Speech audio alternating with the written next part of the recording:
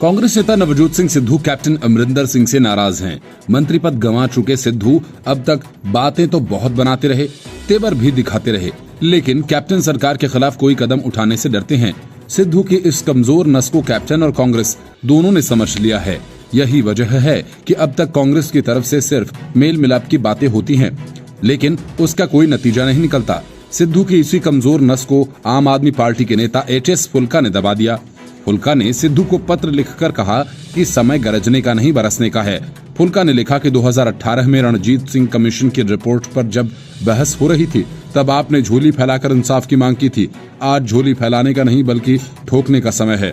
फुल्का ने पत्र में कहा कि मैंने उस समय भी कहा था कि जो प्रस्ताव पास हो रहे हैं वह ठीक नहीं है, जबकि उस समय 3 माह इंतजार करने की बात कही गई थी। कोटकपूरा गोलीकांड की जांच रिपोर्ट हाई कोर्ट में खारिज होने के बाद ये दूसरा मौका है जब पूर्व नेता विपक्ष फुल्का इस मामले को लेकर सामने आए हैं। फुल्का ने एक दिन पहले ही एसआईटी के सदस्यों के खिलाफ विजिलेंस कमीशन की जांच करवाने की मांग की थी और अब एक दिन बाद ही फुल्का ने सिद्धू को पत्र लिखा है। इस पत्र में फुल्का सिद्धू को आईना दिखाने से भी नहीं चूके। उन्होंने कहा कि जब मैंने प्रस्ताव पर आपत्ति उठाई थी तो आपने कहा था कि फुल्का साहब इतनी जल्दबाजी न करो, देखते रहो, सब कुछ करेंगे। जबकि इस बात को 2.5 वर्ष का समय बीत चुका है। इतना समय बीत जाने के बाद भी आज वहीं पर आकर खड़े हो गए हैं जहां से चले थे। उन्होंने कहा कि अब भी कार्रवाई नहीं हुई तो गुरु भी हमें माफ नहीं करेंगे। फुल्का ने कहा कि सब जानते हैं कि सिद्धू अपनी सरकार के खिलाफ भी खड़े होने की हिम्मत रखता है, इसलिए अब समय आ गया है। अब गरजने का नहीं बल्कि बरसने का समय है। फुल्का ने सिद्धू को सलाह दी कि वह विधानसभा का विशेष सत्र बुलाने की मांग करें और सरकार से पूछें कि 3 माह में इंसाफ देने की बात हुई थी तो 2.5 वर्ष कैसे बीत गए। फुल्का ने कोटकपूरा गोलीकांड की जांच को लेकर बनी एसआईटी के सदस्यों की चीफ विजिलेंस कमीशन से जांच करवाने की मांग को भी दोहराया। महाराष्ट्र में रेमडेसिविर पर सियासत करना उद्धव ठाकरे को महंगा पड़ गया। महाराष्ट्र में ठाकरे का पूरा अमला जमला बीजेपी पर आरोप लगाने में जुट गया। बीजेपी इस जरूरी दवा की जमाखोरी करवा रही है, लेकिन उद्धव ठाकरे के मंत्री ने अपनी सरकार की ऐसी तैसी कर दी और कहा कि बीजेपी तो महाराष्ट्र की मदद करने के लिए दवा मुहैया करा रही है, जिसे जमाखोरी बताकर जब्त किया गया और सप्लायर को गिरफ्तार कर लिया गया। राज्य के खाद्य एवं औषधि प्रशासन यानी एफडीए मंत्री राजेंद्र शिंगड़े ने कहा कि उन्हें इसकी जानकारी थी। रेमडेसिविर की 60,000 शीशियों को बीजेपी ने महाराष्ट्र सरकार के लिए मंगवाया था। उन्होंने बताया कि बीजेपी के नेताओं ने दवा निर्माताओं के एक प्रतिनिधिमंडल के साथ उनसे उनके घर पर मुलाकात की थी। बीजेपी ने उनसे राज्य सरकार के लिए रेमडेसिविर स्टॉक खरीदने में मदद की पेशकश की और वो इसके लिए तैयार हो गए थे। पूरी प्रक्रिया सभी नियमों का पालन करते हुए लोगों की मदद करने के इरादे से की गई थी। इसके साथ ही उन्होंने महाविकास अघाड़ी को लेकर भी काफी कुछ बताया। महाविकास अघाड़ी को और शर्मिंदा करते हुए राजेंद्र शिंगड़े ने कहा कि ये इंजेक्शन किसी अन्य उद्देश्य के लिए इस्तेमाल नहीं किया जा सकता। उन्हें बीजेपी नेताओं ने भी इसके बारे में आश्वासन दिया था। उन्होंने राजनीतिक दलों से आरोप प्रत्यारोप लगाने के बजाय इस मुश्किल घड़ी में साथ आने का आग्रह किया। दरअसल एफडीए मंत्री के इस कबूलनामे से महाराष्ट्र की महाविकास अघाड़ी सहयोगियों शिवसेना और एनसीपी और कांग्रेस की काफी किरकिरी हुई है। असल में शनिवार रविवार की रात दमन से लाए जा रहे 60,000 रेमडेसिविर इंजेक्शन की इस खेप को मुंबई पुलिस ने कालाबाजारी का स्टॉक समझकर जब्त कर लिया था। इतना ही नहीं, कंपनी के एक अधिकारी को हिरासत में भी ले लिया गया था। रात भर चले ड्रामे के बाद अधिकारी को जाने दिया गया, लेकिन इस मामले को लेकर काफी हंगामा हुआ। राजेंद्र शिंगड़े के स्पष्टीकरण के बाद महाराष्ट्र विधान परिषद में विपक्ष के नेता प्रवीण दरेकर ने कहा कि उन्होंने दवा निर्माताओं को एक प्रतिनिधिमंडल के साथ शिंगड़े से मुलाकात की थी। उन्होंने कहा कि शिंगड़े ने हमारे प्रयासों के लिए हमें धन्यवाद भी किया है और हमने भी यह आश्वासन दिया कि इंजेक्शन की खुराक राज्य सरकार को दी जाएगी। दरेकर ने कहा कि अब एनसीपी के गृह मंत्री दिलीप पाटिल, अल्पसंख्यक मामलों के मंत्री नवाब मलिक, शिवसेना सांसद संजय राउत, प्रदेश कांग्रेस प्रमुख नाना पटोले और प्रियंका गांधी वाड्रा जैसे नेताओं को इस मामले में जवाब देना चाहिए। बीजेपी विधायक प्रसाद लाड ने सोमवार को कहा कि 60,000 रेमडेसिविर इंजेक्शन की जिस खेप को कालाबाजारी का स्टॉक समझा जा रहा था, उस स्टॉक को बीजेपी महाराष्ट्र सरकार को देने के लिए खरीदने जा रही थी। लाड ने आगे ये भी कहा कि हमने एफडीए मंत्री राजेंद्र शिंगड़े को एक पत्र लिखा था और दमन से फोन कर मुख्य सचिव सीताराम कुंटे को सूचित किया था। कि बीजेपी राज्य में रेमडेसिविर इंजेक्शन लाने की कोशिश कर रही है। हमने राज्य सरकार को कंपनी से सीधा संपर्क करके और रेमडेसिविर इंजेक्शन को लेने का निवेदन भी किया था। उन्होंने कहा, यह दुर्भाग्यपूर्ण है कि जो कंपनी इंजेक्शन की आपूर्ति करके महाराष्ट्र सरकार की मदद कर रही थी, उसे पुलिस स्टेशन बुलाया गया, पूछताछ की गई। इस डर से बीजेपी को इसका श्रेय मिलेगा। महाविकास अघाड़ी के नेताओं ने इसे राजनीतिक रंग देने की भी कोशिश की।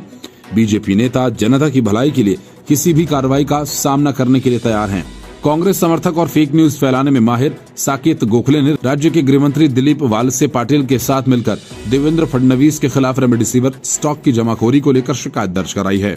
इससे पहले गोखले ने बेबुनियाद ट्वीट्स की सीरीज में आरोप लगाया था कि बीजेपी ने महाराष्ट्र में अपने पार्टी कार्यालय में 4 करोड़ 75 लाख रुपए की रेमडेसिविर की जमाखोरी की है। गोखले ने यह आरोप मुंबई पुलिस द्वारा शनिवार को दमन स्थित ब्रुक फार्मा कंपनी के रेमडेसिविर सप्लायर को हिरासत में लेने और सवाल पूछे जाने के बाद लगाया था।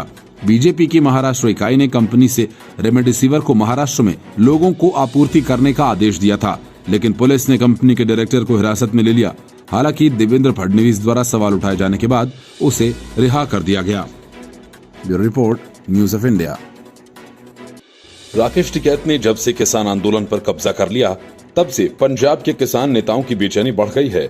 उनकी कोशिश एक बार फिर हाशिए से मुख्यधारा में लौटने की है। खाली पंडाल और कोरोना संकट की वजह से भी किसान आंदोलन की धार कुंद पड़ती जा रही है, लेकिन पंजाब के किसान नेताओं ने एक बार फिर अपनी ताकत दिखाने की तैयारी की है।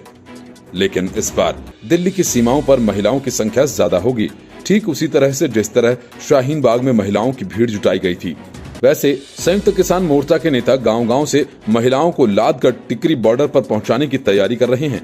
मतलब जहां एक तरफ पूरा देश कोरोना वायरस संक्रमण की दूसरी लहर से परेशान है, वहीं दूसरी तरफ किसान आंदोलन के नाम पर एक नए तमाशे की तैयारी हो रही है।